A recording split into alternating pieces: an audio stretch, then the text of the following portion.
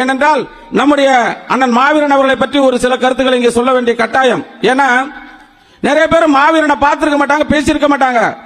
அண்ணன் சின்னையாவிடத்திலே மாவீரனை பற்றி குறை சொல்லி மாவீரனுக்கும் அண்ணன் சின்னையாவர்களுக்கும் சில கருத்து முரண்பாடுகளை உருவாக்கியவர்கள் இன்று ஐயாவிடத்திலே சேர்ந்து கொண்டு மாவீரன் என்ன சொன்னார், மாவீரன் என்ன சொன்னார்னு சொல்லிட்டு இருக்காங்க.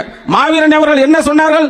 தமிழகம் முழுவதும் கிராமந்தோறும் பட்டி தொட்டி எல்லாம் கூட்டத்தை நடத்தி தமிழகத்தில் பாட்டாளி மக்கள் கட்சி ஆட்சி அமைய வேண்டும், அதில் ஒரு வன்னியர் முதலமைச்சராக வர வேண்டும், அதுவும் நம்முடைய மருத்துவர் சின்னையாவர்கள் தான் வர வேண்டும் என்று பட்டி தொட்டி எல்லாம் முழங்கியவர் அண்ணன் மாவீரன் அவர்கள். ஆனா யாருமே பார்த்ததில்ல, எதுவும் சொன்னதில்ல. அவர்கள் என்ன சொன்னாரு எதுவுமே தெரியாது. ஆனா என்ன பார்த்தா ஏதாவது ஒரு பேஸ்புக்ல ஏதாவது ஒன்று எழுதிட்டே இருக்கிறது. அதையெல்லாம் பற்றி நாம் கவலைப்பட வேண்டியதில்லை. நம்முடைய லட்சியம் நம்முடைய அண்ணன் மாவீரன் சொன்ன கருத்துக்களை மக்களிடத்தில் எடுத்துக்கொண்டு போய் நம்முடைய வரலாற்று சிறப்புமிக்க தலைவனுடைய கட்சியிலே பாட்டாளி மக்கள் கட்சி அங்கீகாரம் பெறுவதற்கு நாம் அத்தனை பேரும் உழைக்க வேண்டும்.